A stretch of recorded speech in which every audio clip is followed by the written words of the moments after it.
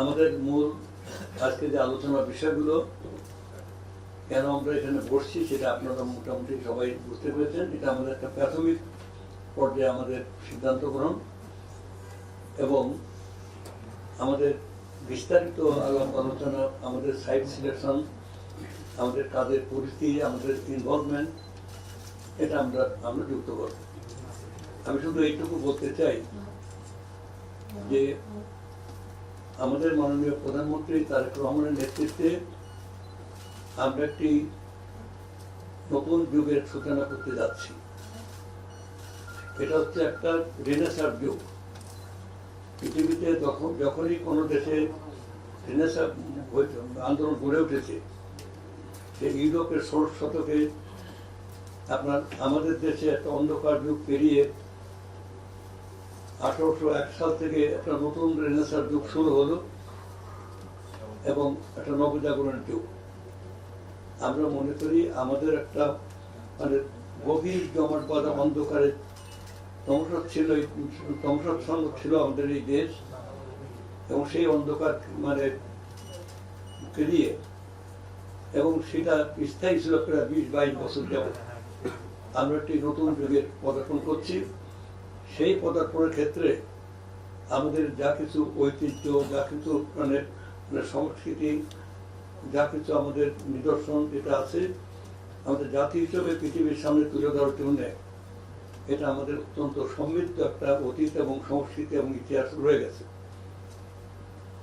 আমাদের আজকের প্রেজেন্টেশন পর্যায়ে আমাদের অনেক কথা বেরিয়ে এসছে। এই জন্য আজকের যে প্রেজেন্টেশন দিয়েছেন পর্যটন মন্ত্রণালয়ের কর্মকর্তা, এটা অত্যন্ত চমৎকার একটা প্রেজেন্টেশন এবং এর ভিতরে একটা আত্মপ্রত্যয় সেখানে জড়িত ছিল। এটা আমি লক্ষ্য করে দেখেছি। আমরা শুধু এইটুকু বলতে চাই যে আমাদের ঐতিহ্য হাজার হাজার বছরের আগে। আমরা যে নিদর্শনগুলো পেয়েছি শালবন বিহারে, মহাস্থানগড়ে, এটা খ্রিস্টের জন্মের 3,500-4,000 বছর আগে। এবং অতি সম্প্রতি একটা প্রত্নতত্ত্ব গবেষক, তিনি আমাদের মাগুরা জেলার একটা অঞ্চলে তিনি আবিষ্কার করেছেন যে এখানে একটা প্রাচীন নগরী এখানে আবিষ্কৃত হচ্ছে এবং এইটা আবিষ্কৃত হবে। সেখানে যে উনি নিদর্শন পেয়েছেন সেটা মহাস্থানগড় থেকে আর অন্য জায়গার থেকে সমৃদ্ধ, এবং সেটা অন্তত খ্রিস্টের জন্মের 5,500 বছর আগে। তাহলে এখন তো 7,500 বছর আগে। আমরা গ্রিক এবং এথেন্সের যে সভ্যতা আমরা জানি, পৃথিবীর সবচেয়ে ওল্ডেস্ট এনশিয়েন্ট যে সভ্যতা এথেন্সে, এবং তারপর মেসোপটেমিয়া যেটা ইরাকে এবং ইরানে, তাদের চেয়েও কিন্তু আমাদের সংস্কৃতি অত্যন্ত সমৃদ্ধ এবং অত্যন্ত যে কারণেই সারা পৃথিবীর মানুষ তারা বাংলায় ছুটে আসতো তাদের ভাগ্য উন্নয়নের জন্য। সোনার বাংলা বলা এই যে আমাদের দেশের মুসলিম, আমাদের দেশের যে অন্য যে কারুশিল্প, এখানে গহনা, এবং পরবর্তী সমাজে বর্তমানে যে আমাদের ইউনেস্কোর কি বলে তালিকাভুক্ত হয়েছে আমাদের টাঙ্গাইলের শাড়ি, এটা অসাধারণ, পৃথিবীতে বিখ্যাত।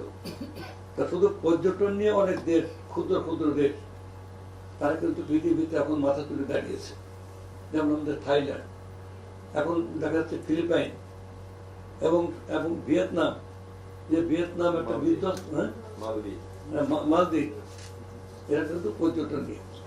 আমাদের পর্যটন এবং আমাদের সংস্কৃতি বিষয়ক মন্ত্রণালয়ের যে অঙ্গাঙ্গিভাবে যে আমরা জড়িত রয়েছি, আমরা চাচ্ছি আমাদের হেরিটেজটাকে, আমাদের ঐতিহ্যটাকে আমরা তুলে ধরে আমরা পৃথিবীর সামনে আমরা প্রমাণ করতে চাই যে আমরাই শ্রেষ্ঠ।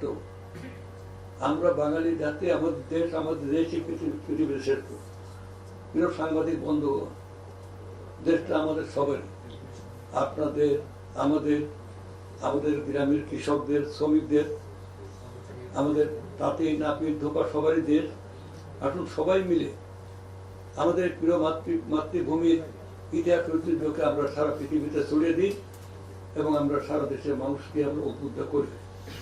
আমি এই কারণে আজকে আমাদের এই বসা, এবং আমি আন্তরিকভাবে অত্যন্ত গভীর আন্তরিকতার সাথে আমি মানে অভিনন্দন জানাই আমাদের বিমান ও পর্যটন মন্ত্রী, এবং তিনি মন্ত্রী হিসেবে শপথ নেওয়ার ঠিক মানে সেকেন্ড ডেতে, গতকাল উনি এসছেন, অফিস করেছেন, আজকে সেকেন্ড ডেতে উনি আমাদের এখানে এসছেন।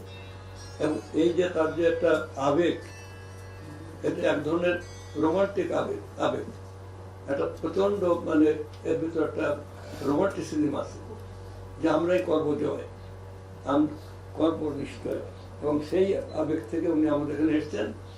এবং আমরাও এটা নিয়ে ভাবছিলাম, এবং এই দুই ভাবনা একটা কনসাইড হয়েছে, সেই জন্য আমরা এগিয়ে যাব। আপনারা সাংবাদিক বন্ধুরা আমাদের সাথে থাকবেন যে কোনো সময়। সেই জন্য আমরা যে মিটিং শেষ হওয়ার আগে আপনারা ঢুকে পড়েছেন, এটা আমরা আনন্দিত হয়েছি, বিব্রত হইনি। কারণ কথা হচ্ছে যে এটা তো আপনাদেরই ঘর নাকি, দেশটা তো সবাই। আপনাদের সবাইকে ধন্যবাদ। বাংলাদেশ জিন্দাবাদ।